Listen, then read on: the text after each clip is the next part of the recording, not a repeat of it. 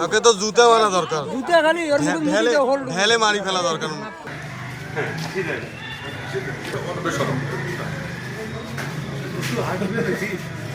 ঘটনাটা শুনছি, মেয়েটার মা নাই, মেয়েটার মা যাবার প্রায় বোধহয় বছর দুই হলো ঢাকা চলে গেছে। মানে ছেলেটা বলে নির্যাতন করে নাকি, আমাকে বিচারও দিচ্ছিল, আমরা বিচারও করে গেছি। ছেলেটার একটু মাথার বলে সমস্যা, আমরা কয় পাগল, কথাবার্তা ঠিক।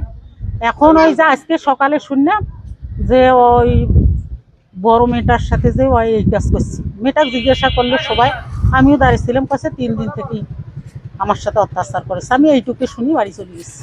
আমাদের এই রিক্সা চালা কুদ্দুস, এই কুদ্দুস ওর মনে করেন 11 বছরের মেয়ে, উনি নিজে মেয়েকে নিজে ধর্ষণ করছে।